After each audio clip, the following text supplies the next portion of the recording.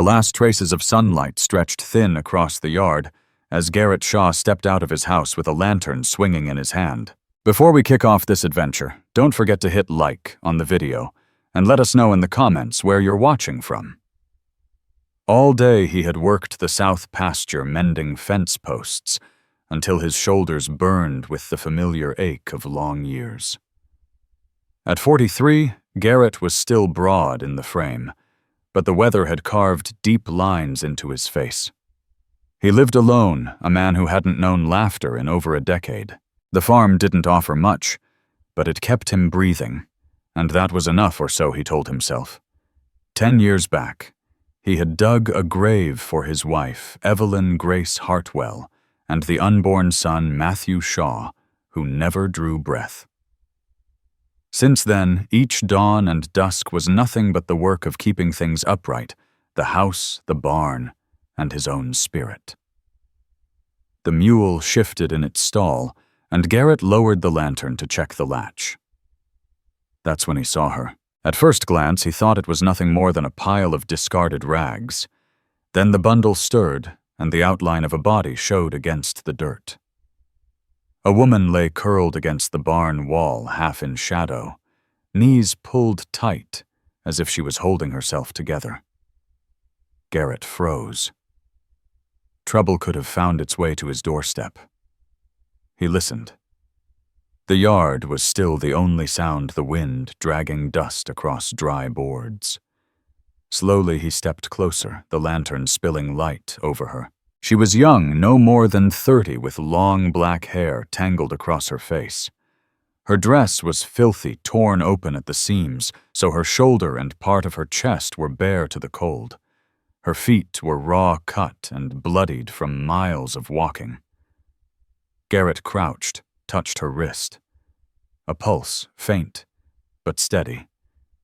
Not drunk, not dead, just finished. The weight of choice pressed heavy on him. He could turn his back, close his door, and leave her. Folks in town wouldn't fault him. She was Apache, and in their mouths that word was spit like poison. But Garrett thought of the grave he had dug, the one he passed whenever he worked the north field. He remembered what it felt like to lose someone and have no hand reach out. He would not let history repeat. He slid his arms beneath her, startled at how little she weighed, and lifted her as though she were a child. Her head dropped against his chest, breath hot but shallow. He carried her into the barn, where it was warmer, laid her on a bed of straw, and tucked a folded blanket beneath her head. Her eyes fluttered open for an instant, dark, sharp, even through exhaustion. Fear flickered there. She didn't know who he was or what he wanted. Garrett stepped back, giving her space. He had no intent of frightening her more than life already had. At the trough, he dipped a tin ladle of cool water and brought it to her. Here, he said, his voice low and steady. She hesitated, then drank in small, clicking swallows. He cut a heel of bread from his ration, set it beside her with a strip of salt pork.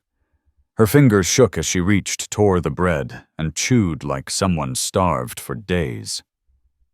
Garrett settled on an overturned bucket lantern between them, watching. Apache, no doubt about it. Pretty too, though the beauty was worn by hardship, not vanity. Her blouse revealed what little modesty couldn't hide, but Garrett forced his eyes to her face, a strong jaw, eyes that spoke of someone cast out with nowhere left to stand. "Name?" he asked after a spell. Her lips parted. "Seraphina. Sera Blackhawk." She whispered, the accent thick, but the word clear. Garrett gave a single nod. Garrett. Then silence again, broken only by the sound of her eating. He turned the problem over in his mind like a puzzle of nails and wood. No shoes, no pack, nothing to her name. Run out of town, most likely. Left outside, she'd be dead by morning. Brought inside, word would spread he was sheltering an Apache woman. Either way, his life was already changing. For Sera, her pulse slowed as bread filled her stomach. 3 days she had walked driven out after being accused of stealing bread. With only the dress on her back, she had been ready to collapse and not rise again. Now this weathered farmer with tired eyes had given her water food a place to rest. She didn't trust it. Men rarely gave without taking in return. But his hands stayed steady, never reaching, never pressing closer than need demanded. That mattered more than she expected. Garrett dragged a feed sack near the barn door and laid it flat. He wouldn't sleep in the house while a stranger rested here. If she tried to run, he'd hear it. If trouble followed her, he'd be ready. He stretched out lantern low between them and closed his eyes. The mule shifted. The barn settled. Outside, the wind died away. Inside, one man and one woman lay awake longer than they wished, listening to each other breathe. Neither knew what the morning would bring, but for tonight, neither was alone. The dawn crept pale through cracks in the barn wall. Garrett stirred stiffly from his feed sack, rubbing the ache from his shoulder. His first thought was of her. He turned there. She was propped on one elbow, the blanket clutched around her shoulders, dark hair falling into her face. She watched him, wary eyes sharp even through exhaustion. Garrett Shaw sat up slowly, careful not to startle her. He noticed she hadn't touched the pork, only the bread. That told him plenty. Hunger could make anyone eat what was offered, but she'd avoided the meat. He filed that away. Folks in town might call it superstition or stubborn pride, but Garrett had lived long enough to know people always carried their reasons. "Water?" he asked, raising the ladle. She hesitated, then gave a small nod. He crossed the space between them, holding it out but not too close. Her fingers trembled as she reached lips, cracked hands raw, but her back stayed straight as she drank, refusing to show weakness. Garrett studied her. In the morning light, she looked tougher, skin bronzed by sun, jaw firm despite her thinness. Her dress was in worse shape than he had thought the night before, seams ripped chest gaping, one sleeve hanging loose. Her legs were marked with bruises where the fabric had ridden up. No wonder she clutched the blanket so tight. He wondered if she thought he might take advantage. The truth was, the sight of her stirred feelings he hadn't known in years, but he shoved them down deep. She was a human being in need, not a body to be used. He wasn't like the men who had turned her out. He poured another ladle of water and set it within her reach. "You can stay here today," he said quietly. "Get your strength back. Nobody will bother you in this barn." Her eyes narrowed, measuring him. She seemed to understand most of his words. Finally, her rough voice asked why. Garrett scratched at the gray in his beard before answering, plain and heavy. "Because leaving you out there would make me no better than the men who sent you away." She held his gaze a long while, then looked aside. He saw the faint tremor in her hands ease. As the day wore on, Garrett tended his chores, checking the mule's hooves, fixing a hinge on the stall, steady and patient as always. Out of the corner of his eye, he saw her watching, silent, unreadable. By mid-morning, he brought a small bowl of beans and bread from the house. He set it beside her without a word. She ate carefully, slow. When finished, she rose unsteadily, surprising him, and carried the bowl to the trough to wash it. Garrett didn't move, didn't offer to take it. He simply watched as her bare feet pressed into the packed dirt floor, the ragged dress sliding down her back. She scrubbed the bowl until it shone, and placed it neatly on the crate. Something shifted in that small act. She wasn't just taking. She was showing she wasn't a beggar. Later, when he went to mend a broken harness strap, she came closer, pointed at the leather, then at the needle and thread hanging on the wall. He handed them over. Her fingers were quick, practiced. She stitched the tear shut with steady hands, returning the strap without a word. Garrett tugged at the repair, tested it, and found it sound. He gave her a single nod. Her lips tightened almost a smile before slipping back into caution. As the day stretched on, Garrett's mind circled with questions he hadn't asked the night before: where she had come from, who had driven her out, why she was alone. He didn't press. He knew too well how pain could be used against a person. That evening, as the sky reddened and the air cooled, she finally spoke again. "Town," she said low, her broken English weighed down with memory. "They say I take bread." Garrett understood at once. He pictured it, her in town, hungry, maybe desperate enough to reach for food, maybe accused without proof. He could see the men's faces, the quick hatred, the eagerness to cast her out. His chest tightened. He remembered burying Evelyn Grace Hartwell and Matthew Shaw alone, while the townsfolk had offered words, but no real help. He had lived with silence ever since. Now here stood another soul thrown aside. "You won't be harmed here," he said firmly. His voice didn't rise, but conviction filled the barn. Seraphina Sera Blackhawk pulled the blanket tighter around herself, studying him. For the first time since she'd appeared in his yard, her shoulders eased a little. She was still afraid, but not of him. Not tonight. Garrett lowered the lantern as the mule settled in the straw. He spread his pallet near the door again, leaving the bed to her. She lay back, slowly, eyes closing, but before sleep carried her off, she whispered one word. "Thank you." Garrett heard it in the dark, and lay awake long afterward, staring at the rafters. He wondered what the next days might bring, what line he had crossed by taking her in. Yet deep down, beneath the fear and doubt, he felt something he hadn't in years, a reason to share the silence. Morning came with pale sun climbing over the ridge, the smell of damp earth lingering after a night of rain.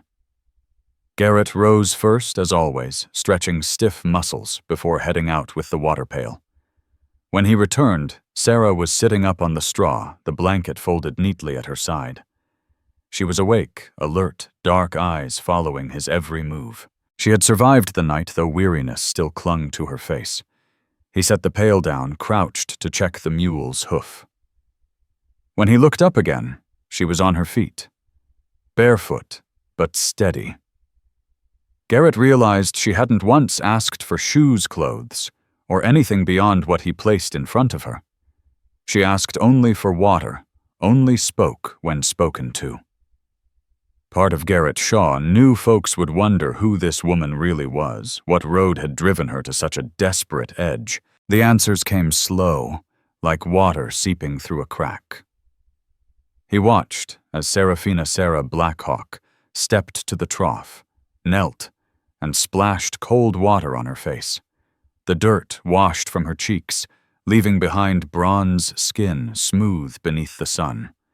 When she caught him looking, she drew her hair across her face, hiding like she carried shame. Garrett turned back to his harness, strap hands steady on the leather. He didn't want her thinking he measured her the way men in town would have. At mealtime, he set beans and bread between them, leaving her free to take what she wished. This time she ate more. When she finished, she rose without asking, carried the bowl outside, and washed it clean at the trough. Garrett followed at a distance, curious. She scrubbed until the clay gleamed, turned it upside down to dry quicker now with a sure hand. She was making it plain she would not live here as charity. Garrett thought of asking about her people, the town, the road that had brought her broken to his yard. But he knew better than to press. He himself hadn't spoken of Evelyn Grace Hartwell or Matthew Shaw in more than a decade. Some wounds lived only in silence. By mid-morning, while he repaired a loose plank on the barn wall, he heard soft steps. Turning, he saw Sera holding a hammer. She offered it without a word, then pointed toward the nail box out of his reach. Garrett nodded, once the smallest smile tugging at his mouth. She had chosen to help. Together they worked in quiet rhythm. He held the board steady. She drove the nails with sure, practiced blows. She knew what she was doing. That stirred more questions in him, but he kept them buried. Later, as he brushed the mule, she appeared again with straw scrubbing the trough, while he worked the curry comb. Her movements spoke of a life hardened by labor, not ease. He respected that. When the chores were done, Garrett sat on an upturned bucket outside the barn lantern, cooling in his hands, though the sun was high. Sera sat nearby, knees drawn tight, the blanket around her shoulders. Her eyes kept flicking to the road. "You afraid someone's coming?" Garrett asked quietly. She hesitated, then nodded. "Men from town," she said in broken English. "They won't come here," Garrett answered, though he wasn't sure. Still, the certainty in his tone mattered. He had been wondering himself if someone had put a price on her head, if men would come searching, or if they had already forgotten her. Either way, he had made his choice the night he carried her inside. The afternoon slipped away with steady labor. He split wood she gathered kindling. He hauled water she carried it to the trough. By sundown, the barn looked cleaner, straighter, more ordered than it had in months. Her quiet presence was shaping his place. That night, as the lantern burned low, she sat cross-legged on the straw and spoke without hiding anymore. "I walked 3 days. No food, no shoes. They call me thief." She pulled the blanket tighter. "I take bread. For child." Garrett froze. "Child?" he asked carefully. Her eyes hardened. "Not mine. Widow's boy. Hungry. His jaw set." She hadn't stolen for herself, but for another woman's son. For Johnny Pike. Driven out for that. Respect for her cut deeper through him. He thought of the grave in the north field of Evelyn and Matthew, and wondered if fate had set her on his path. "You did right," he said, and he meant it. "Whatever they claimed, you did right." Her eyes flicked up, uncertain. Slowly she nodded, as if she wanted to believe him, but didn't know if she could. Garrett spread his pallet near the door, again aching in his bones. He glanced at her curled beneath the blanket. She had come to him broken, yet already things were changing. He knew it, even if he didn't speak it, she wouldn't be leaving tomorrow. Morning broke clear, the scent of dust settling after a restless wind. Garrett knew the flour sack was nearly gone, the nail box down to a handful, the mule's shoes thinning. A trip to town could not be put off. And he knew it was the very thing Sera feared most. She hadn't spoken it, but her eyes betrayed it every time they tracked the road, every time her shoulders tensed at the sound of mule brays. He watched her as he hitched the wagon, weighing whether to leave her behind or take her along. If Garrett Shaw left her behind, the chance of trouble passing by was small but real, and she'd be left alone. If he took her along, folks in town would see. And people in town always had questions. Garrett hated questions. But the night he carried Seraphina Sera Blackhawk into his barn, he'd already made his choice. Better they see her walking beside him than whispered about like some shadow. He stepped into the barn and spoke plain. "I've got to ride into town. Best you come with me?" Her brow furrowed. She pulled the blanket tight and shook her head. Garrett didn't push. He just waited. At last she lifted her eyes, saw the steady way he stood, and gave a small nod. She rose barefoot and followed him to the wagon. Her torn dress hung loose, threadbare, and unfit for town. Garrett went inside and brought out one of Evelyn Grace Hartwell's old shawls, folded and tucked away for years. He handed it to her without a word. She hesitated, then draped it over her shoulders. The wool was worn but whole, its fringe hiding the gashes in her blouse. For a moment she pressed her cheek against it, as though feeling the warmth of another life in its threads. Garrett saw it and felt a sharp ache deep in his chest, but he shoved it down. The road into town stretched hard and dusty mesquite crowding the edges. Sera sat stiff beside him, hands folded in her lap, eyes fixed on the horizon as though she might bolt at the sound of a twig snapping. Garrett kept the mule at a steady pace, not hurried. He spoke once, low but firm. "No one lays a hand on you. If they try, they answer to me." When the wagon rattled into the main street, heads turned. A pair of men on the boardwalk stopped talking, their eyes fixed on the dark-haired woman at his side. A woman carrying a basket froze mid-step. Garrett kept his gaze straight ahead. At the mercantile, he tied off the mule and stepped down. Sera hesitated, then followed bare feet, silent on the boards. Inside, Mrs. Bonham stood behind the counter, sharp-eyed and sharper-tongued. She gave Sera one long look, then raised a brow at Garrett. "Bringing company these days?" Shaw Garrett set his list on the counter. Flour, nails, mule shoes. "And if you've got cloth thread and moccasins her size." His tone left no room for argument. Mrs. Bonham studied him, then studied Sera. The woman's chin was lowered, but her eyes didn't waver.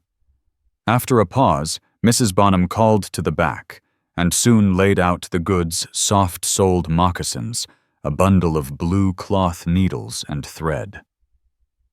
Garrett set down coins, more than the total. Mrs. Bonham pushed the change back with a look softened rare. "See that she wears those shoes. Town's ground'll eat her alive." Sera bowed her head, murmuring halting words. "Thank you." On the way out, a man leaning on a post spat into the dust. Taking in strays, Shaw, he muttered loud enough to carry. Garrett stopped, turned his head slow, and met the man's eyes. "Taking care of my place," he said, steady. "No heat, but heavy with weight." The man looked away first. They rode home by the long road past the creek where willow trees bent the wind. Sera sat quieter, shawl tight around her shoulders, new moccasins soft on her feet. Garrett kept his eyes forward, though his thoughts circled the day. Folks would talk. They always did. But what mattered was this: she had walked into town beside him, and she had walked out still at his side. That evening, as he poured feed into the trough, and she folded the new cloth in her lap, she asked in a voice so soft he nearly missed it. "You're not afraid?" Garrett paused, his rough hands resting on the bucket's rim. "I've lived through storms before. Didn't change a damn thing. I'll stand by what I've chosen." She studied him long, then lowered her gaze to the cloth in her lap. For the first time, her mouth curved faintly, not quite a smile, but close enough to show she believed him. That night, as he laid his pallet near the door, she spoke before he settled. "You safe, man." The words were awkward, but they carried more than thanks. Garrett turned his head, caught her eyes in the lantern's glow. He said nothing, but inside something long-locked eased. For the first time in years, his home's silence didn't feel empty. The next morning came with a slow wash of warmth across the yard light, showing every crack in the boards and every nail rusted in place. Garrett rose from his pallet, rubbed the stiffness from his neck. He had lived plain and bare for years, never thinking of comfort. Now, with Sera folding the blanket where she'd slept, he felt the starkness of his life sharper than ever. Quietly, she moved with a kind of order that made crooked things straight. She wore the blue cloth from Mrs. Bonham stitched into a simple dress overnight with thread and needle. The seams were uneven, but it held across her chest where her blouse had split, and it gave her a dignity she hadn't had before. The moccasins fit snug, covering the wounds that had hobbled her. She already looked changed, still weary, but stronger. Garrett poured coffee into 2 tin cups, setting one on the crate they used as a table. He wasn't sure if she liked it, but she drank anyway, her face tightening at the bitter taste. It nearly made him smile. He noticed her eyes drifting toward the house. In all her days here, she had never stepped past its door. The barn had been her refuge, her shield. He realized anyone listening might wonder why he hadn't offered sooner. The answer was simple. Trust took time, and he'd wanted her to choose when she was ready. He set his cup down. "You can use the house now," he said. "There's a bed. You don't need to sleep here anymore." Her eyes lifted cautious. "Your house?" she asked, the accent rough on the words. "Mine?" he answered, "but it doesn't mean only mine, not if you're here." For a long moment she said nothing, her fingers tight around the cup. Then with a small nod she rose and followed him across the yard. Inside the house smelled of wood smoke and dust. The table held little more than a tin plate and knife. The walls were bare, except for a shelf that held a Bible and a pair of brass candlesticks, relics from a life Garrett Shaw no longer reached for. He felt the emptiness of it, but Seraphina Sera Blackhawk moved steady through the room, sharp eyes taking everything in. She trailed her fingertips across the shelf, then brushed dust from the table with her palm. All this she asked.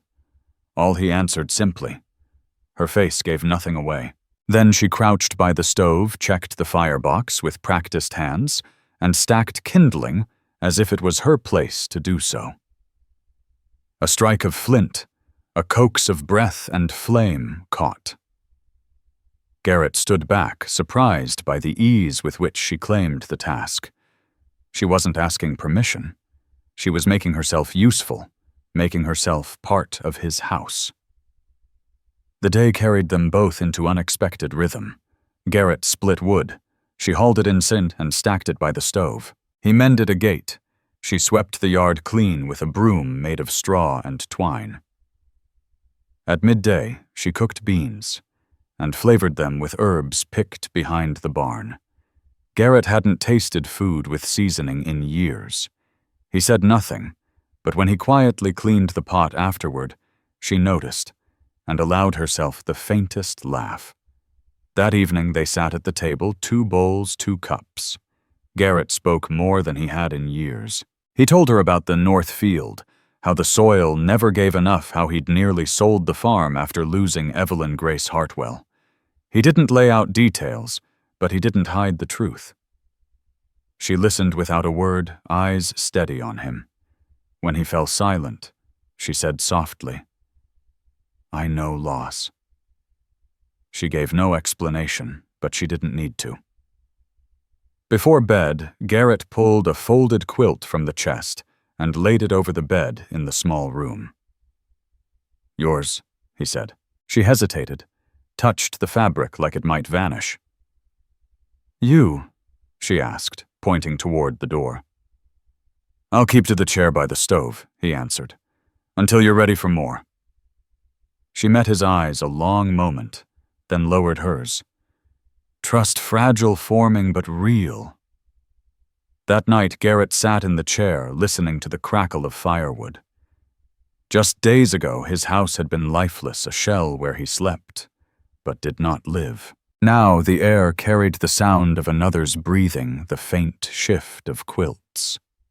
For the first time in years, he did not dread the morning. In the days that followed, a new rhythm took hold. Sera slept beneath the quilt in the small room. Garrett kept to the chair or pallet by the stove. Each morning he rose early, lantern in hand, and stepped into the yard. Each morning she followed quiet but steadier with each step. By the 4th day, it was no longer her watching him work, but her working beside him, carrying water, stitching torn cloth, sweeping dust. Their silence no longer felt heavy. It was chosen. But word traveled fast in small towns. By now folks knew Garrett had not only fed the Apache woman, he had brought her under his roof.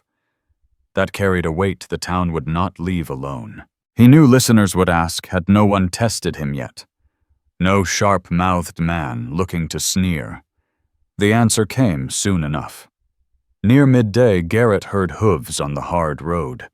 He stepped out of the barn rag in hand and saw 2 riders slowing as they turned up his path. Men from town livery hands, not neighbors he cared to know. They reined up short of the porch eyes, cutting past him toward the shadow of Sera moving inside. Shaw one called, spitting into the dust. "Didn't figure you for a man to take in strays." Garrett folded the rag, slid it into his pocket, and stepped closer until their horses shifted.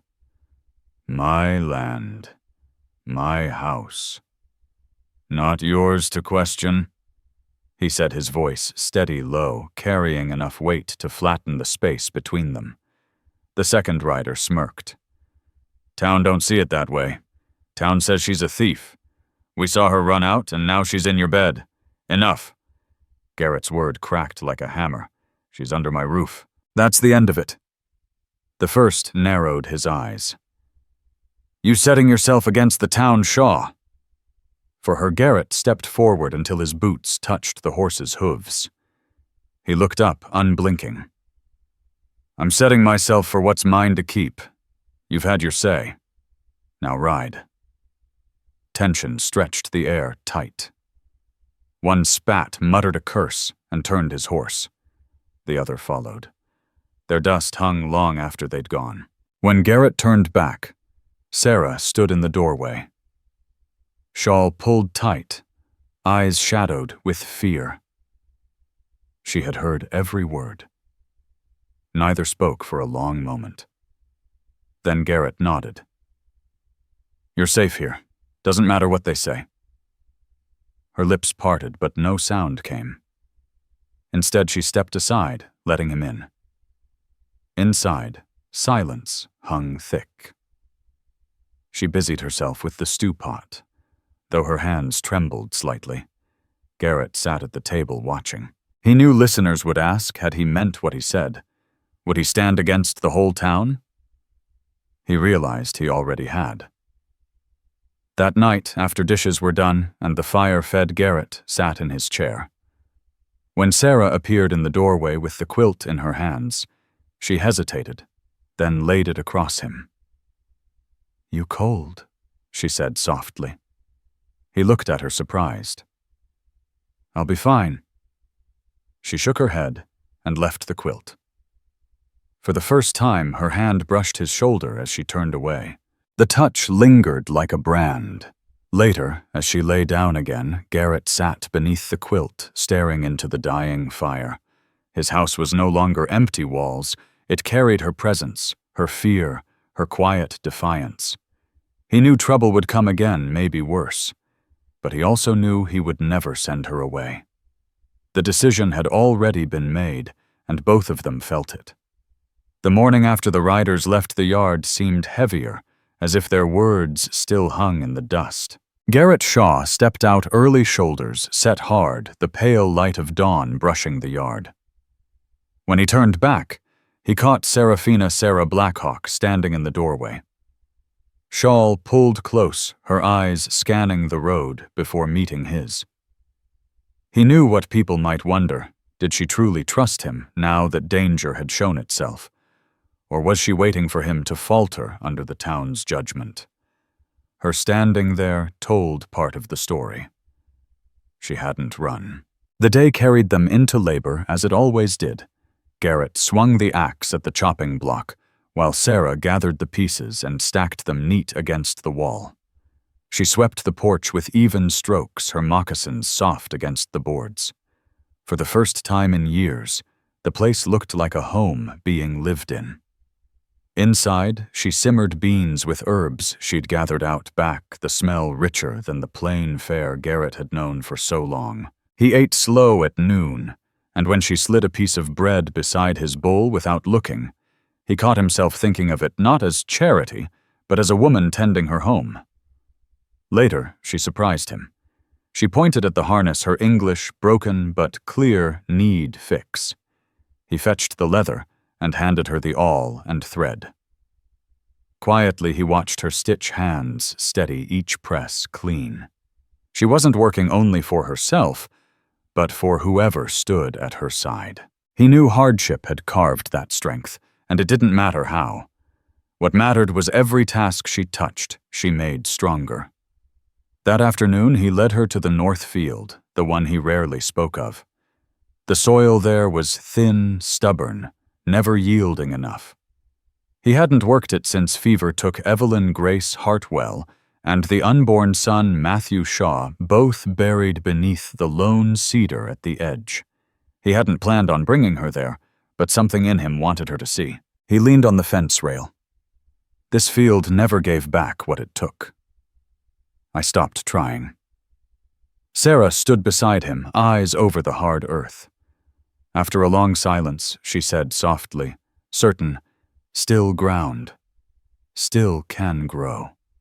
He met her gaze, and for the first time in years, hope didn't feel foolish. By evening, they sat on the porch steps, sun sinking behind the ridge. The quiet stretched, but no longer cut sharp. She shifted closer, shawl brushing his arm. He felt her warmth and didn't move away. Inside after supper, Garrett went to take his usual place by the stove. But Sera stepped from the bedroom doorway quilt in her trembling hands. She laid it on the bed and looked at him, eyes steady, though her fingers shook. "No chair," she said. "Bed big enough." Garrett froze, breath caught. Was this trust or fear?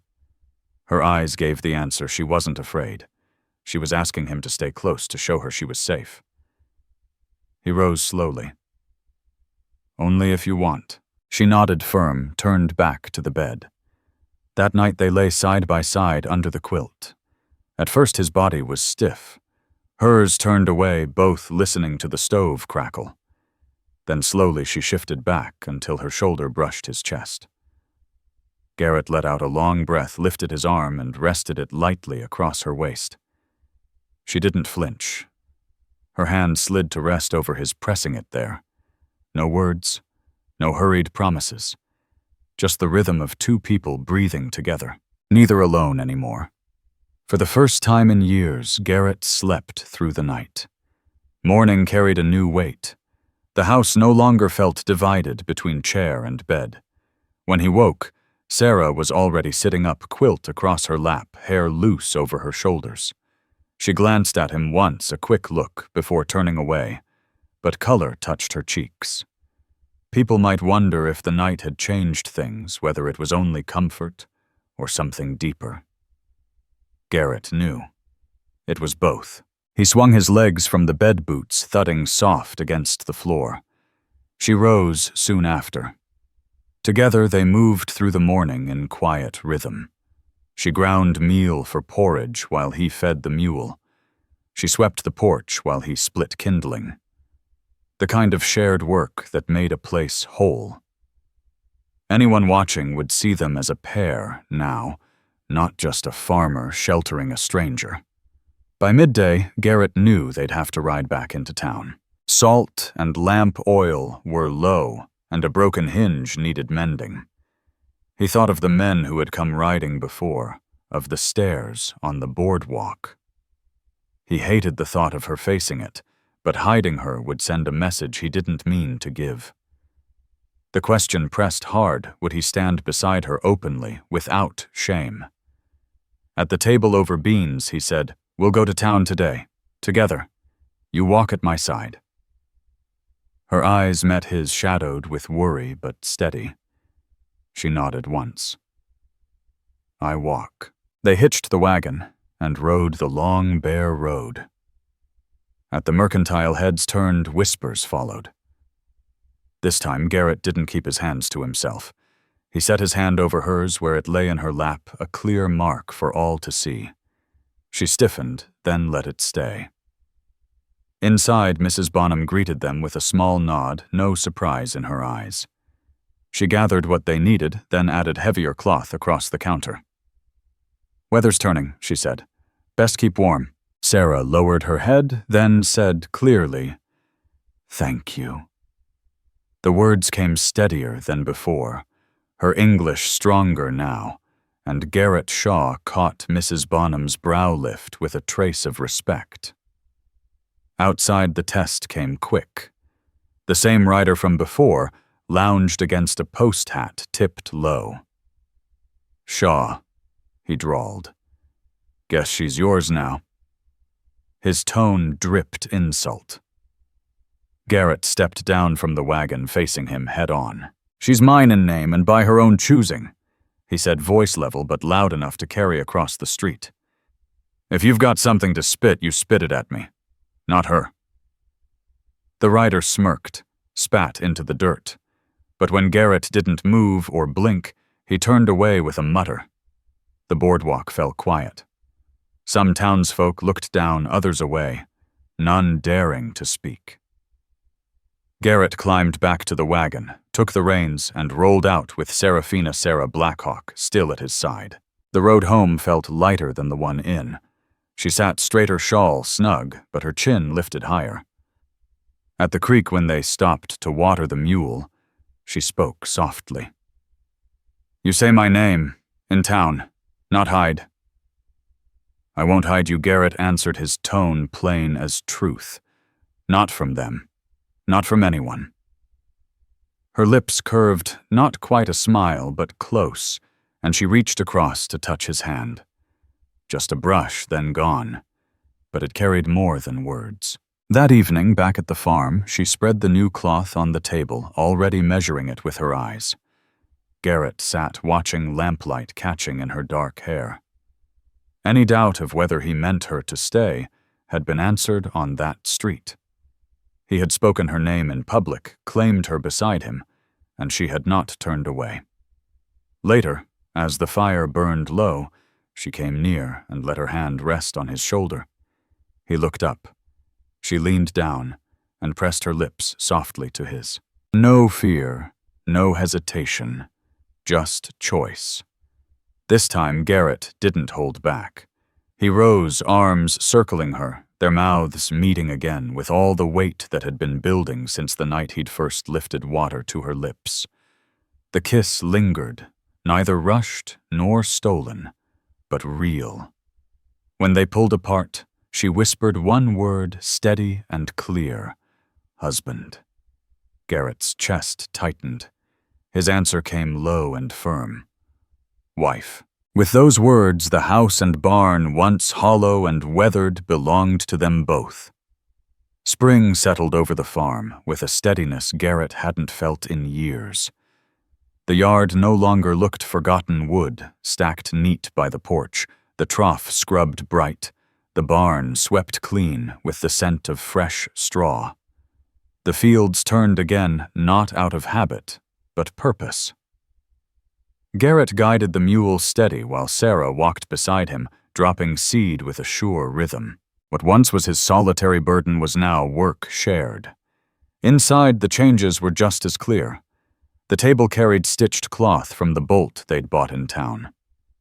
Shelves once layered with dust now held jars of beans and dried herbs she had laid by herself.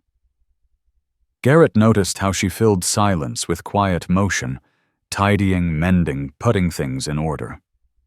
Some might have wondered if she was only passing through, if she had another place to return to.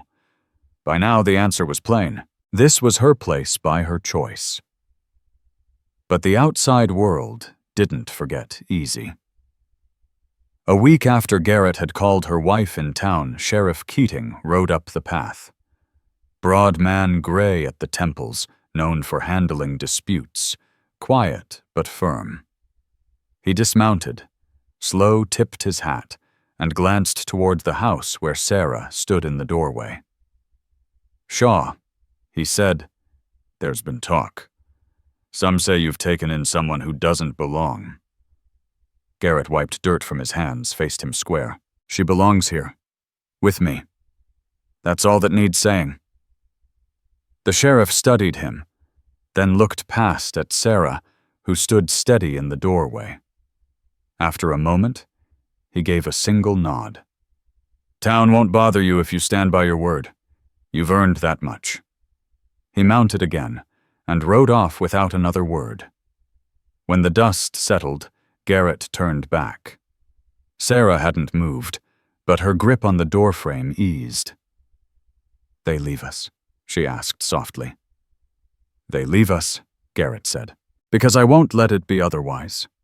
That evening he built a small fire at the cedar in the north field, the tree that shaded the grave of Evelyn Grace Hartwell and little Matthew Shaw. He had never brought anyone there, never spoken of it. Sera walked beside him, shawl drawn close. By the mound he rested a hand on the bark. "This is where I buried them," he said low. "I thought I'd spend the rest of my life alone because of it." Sera's eyes softened. She knelt, pressed her palm against the earth, then rose. "You're not alone now," she said, voice firm. The tightness in Garrett's chest eased, something long locked finally lifting. He took her hand. "No, not anymore." Back at the house, they sat close by the stove, worn from the day's work, but unwilling to drift apart. At last, Garrett spoke the words he'd kept back. "I want you to stay. Not for a season, not until the town forgets. I want you to be my wife proper." Sera's breath caught. For a moment she studied him, weighing if this was truly choice. Then she nodded, her hand tightening in his. "I stay. My wife." The days that followed carried no more threats, only labor and quiet peace. Garrett built a new barn door, cut square and hung solid, and the farm felt whole. Seraphina Sera Blackhawk had stitched a curtain for the house. Pale cloth that caught the spring light and softened the bare frame of the window. She and Garrett Shaw worked side by side, ate their meals at the same table, and slept without fear. The whispers in town had dulled, turning into shrugs, and from some even grudging respect. One evening, as the sun dropped low and the fields lay dark with fresh seed, Sera stepped onto the porch. Her voice carried clear through the still air. "Husband," she called. Garrett came out, wiping his hands on a rag, and answered steady. "Wife." The word settled between them, not trial, but truth. For the first time in years, Garrett felt his home was more than land and timber. It breathed with life again. And for the first time in Sera's long, hard road, she had found a place where no one could drive her away. Together, they had built it not from pity, not from charity, but from choice. And that choice held fast. If this story has touched your heart, I invite you to stay with us to discover more true tales of the Wild West, stories that honor resilience, tenderness, and the spirit that God placed in those who blazed the trail. Subscribe, share. Leave your thoughts in the comments, and join us once again to journey across this untamed land. Thank you